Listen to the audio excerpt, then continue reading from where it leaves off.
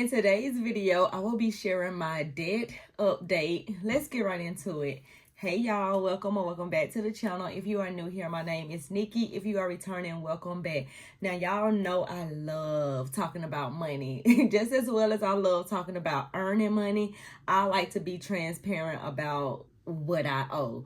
So I'm going to be sharing my progress. I'm going to be sharing my setbacks, my wins, my losses, things that I plan on doing moving forward, because I don't think I actually shared a debt update video since I paid off credit cards and my collection account. So that's basically what we're going to be getting into. And then basically y'all going to see me work through this. I think I said in my previous video that I did not know what debt I'm going to be starting to focus on, and I needed y'all help with some things, all of the stuff. I can't even remember everything that I asked in that video, but I knew that I need y'all help with something I'll focus on. Okay, well, am I going to pay off the house, or am I going to pay on the student loans? All of those different type of stuff. So we're going to get all the way into it. So first off, let's get into the debt update. So far in July, I paid off well, not just in July, but so far this year I have paid off all of my credit cards, y'all. I am super excited to just be credit card debt free. Do not owe not one credit card company. The next thing that I actually paid off was my collection account. So my goal this year actually was to pay off all of my credit cards and my collection account. So I got that done by August. Super excited about that. So with the house, because I still have a house, I owe $271,009.98 at the time of filming this video. Today is September 1st, and when I checked it, that's what I actually owe, that amount.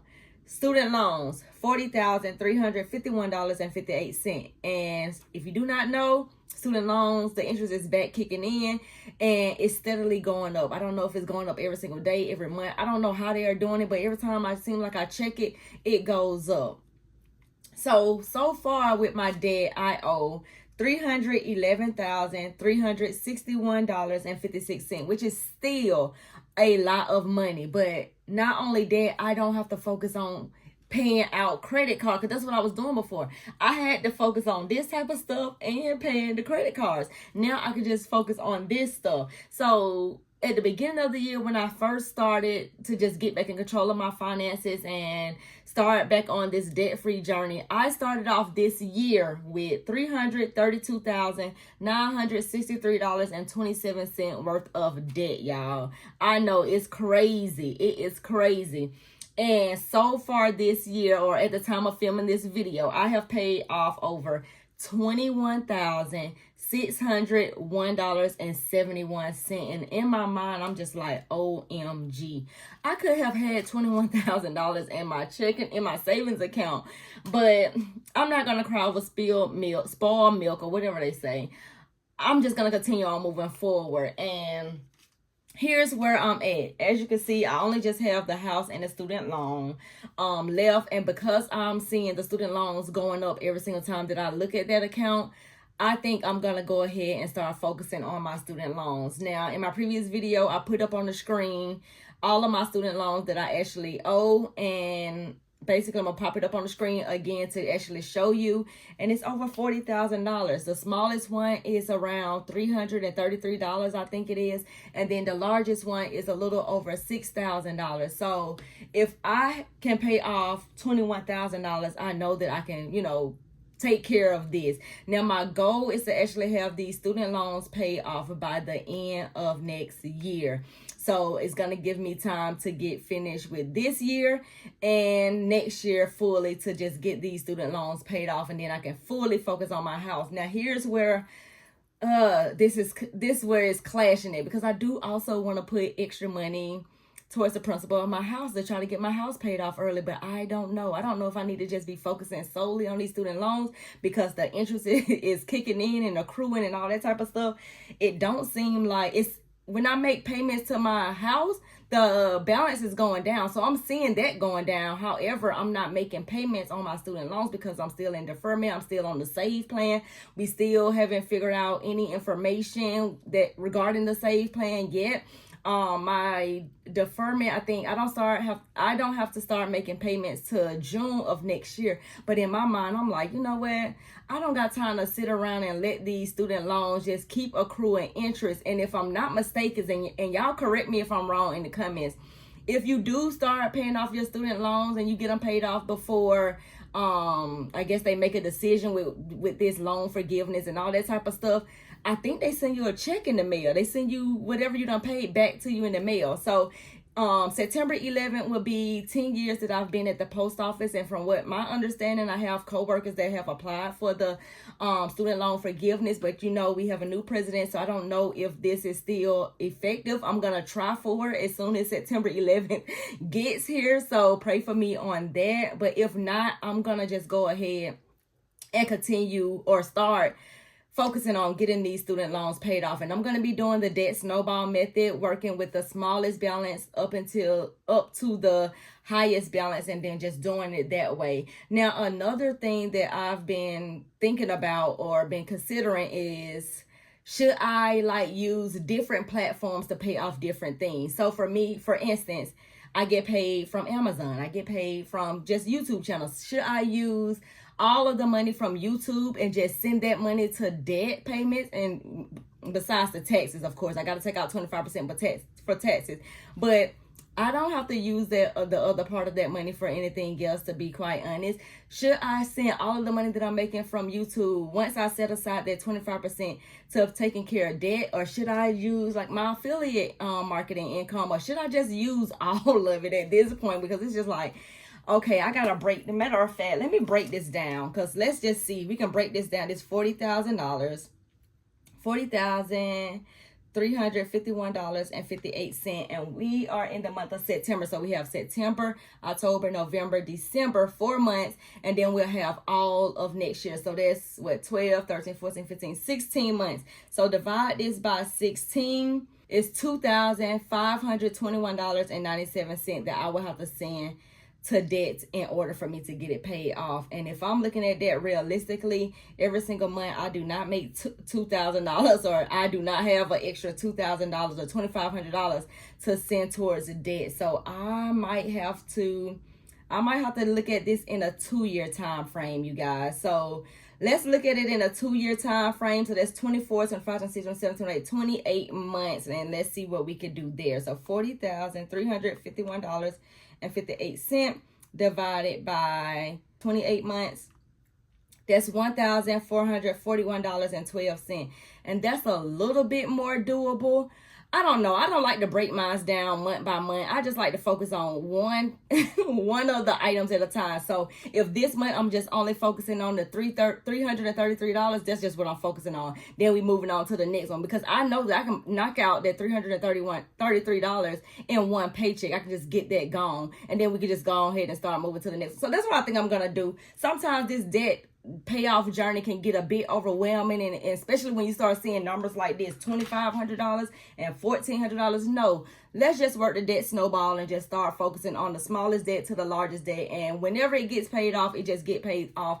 I just got to figure out, am I going to use all of my income to take care of it, or if I'm going to use certain income to take care of it, because at the end of the day, this is a business that I'm, running, that I'm incorporating and things like that. So I want to run it as such. So I don't want to spend all the money on, paying off debt or whatever, but I do want to use something. So maybe I can say, okay, well, all of the money that I get paid from my budget bundles, maybe all of that can go towards my debt. I don't know how I'm going to do that part of it. Let me know in the comments any of suggestions. I would love to see that. But I also want to get into my worksheets, because I have my worksheets in front of me. So this is my debt tracker right here.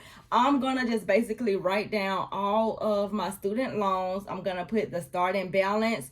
There's no minimum payments. Like I said, I don't have to make payments on them till June of next year. There's no due date or anything like that. So I'm only going to put the student loan, the balance, and then when I start paying them, and then just documenting it and keeping up with it right there. Now also, this is my savings tracker right here. This is a part of my budget bundle, you guys. So if you are interested, I'm gonna link it down below in the description box. It comes with a budget workbook, it comes with the budget spreadsheet, it also comes with a debt tracker and a debt guide, just sharing different methods I have used to, you know, focus on my debt or pay off my debt. And then it comes with a savings tracker. So for the month of August, so far I have saved $1,260.46. I'm going to go ahead and document that.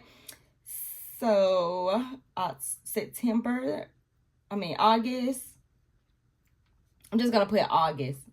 I don't need to put a date because I'm not depositing anything, but I just want to put the balance. This right here, this savings tracker, is basically for if you have a savings goal. So say for instance, you're going on a trip or next year or whatever, and you want to save, let's say $500 by January. You'll start, you know, documenting, or anytime that you start putting money in there, you will just track it right here. I'm not really saving money for anything specific. I'm just trying to build back up my emergency fund, because I did use some of that money, some of that $21,000 that I paid off. I did use some of that money from my personal savings account, and I got to build that back up. So I'm going to put my balance so far, because I'm doing this 75 hard personal finance challenge. So I separated what I already had in my savings, and then I started a new savings specifically for this challenge, because I wanted to see for myself how much money can I actually save. So basically, I should probably take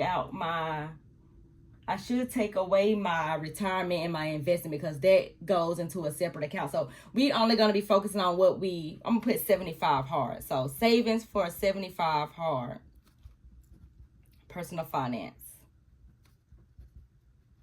So that way I can see exactly what's in the account, and I don't have to include the retirement and investment, because those are two separate accounts. So far, just with this 75 hard, I have saved $600. So that's pretty good. $600 in 1 month. That's pretty good. And I got to write this stuff down when it comes to the student loan. So I'm going to go ahead. I'm going to hole punch all of this stuff. I'm going to put it inside of my notebook. I'm going to show you how I just, you know, keep all this stuff organized. And yeah, let's get right into it.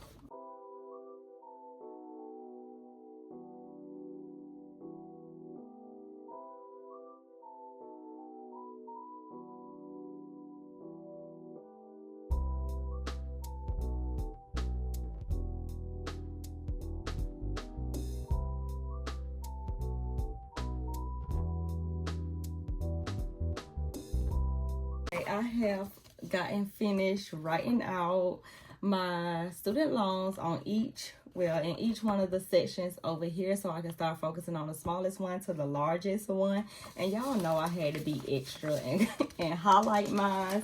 So that's the reason for the colors. You don't have to do that. I'm just a little bit extra, and I like colors. It stands out, it popped to me, and it makes it a little bit of fun, because doing this debt-free journey and paying off debt and focusing on your finances, it can be boring. So you have to make it fun. You have to do things that'll get you excited to actually want to do it. So that's what I do. I like to color my things in, and then I put it inside of a happy planner. Now this is a happy planner big, you guys, and this is an old one. This is from the 2019 what was it, 2019 Wrong Grown collection. So this one is not sold anymore, but happy planners still exist. You can get them from Amazon. It doesn't have to be an up-to-date one. As you can see, I don't use the happy planner itself. I just put my worksheets inside of it, but I do use these dividers just to keep everything a bit organized. So that's exactly what I'm going to do.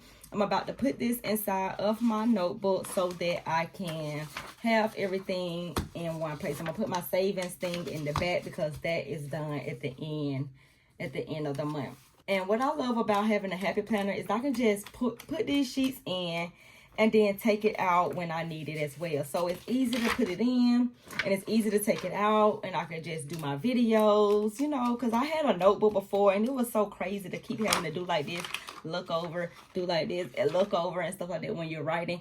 You could just tear these sheets out. That's why I love the Happy Planner. That's why I use my Happy Planner hole puncher, so I can keep everything organized and in one place. And it just helps me out where I don't have to have all of these different notebooks or planners and all that type of stuff.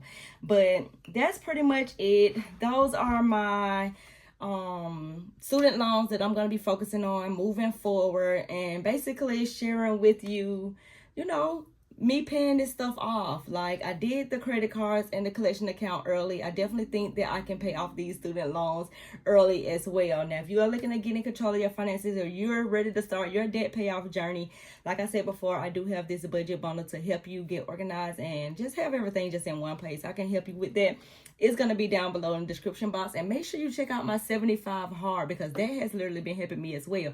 It has been helping me to stay on track when it comes to the budget and stuff, because you putting it on paper and you going out in the real world is two different things. Because a lot of times I was putting it on paper, I was writing it down, I was being organized and all that type of stuff. But when I went out there in the real world, I was doing something different, because I wasn't looking at it every single day. I wasn't checking in with it every single day. But that's what the 75 hard is. It holds you accountable. It allows you to track your spending every single day so that you can make sure that you're staying on track. If you are interested in that, I'm going to link it after this video, and I will see you in the next one. Bye.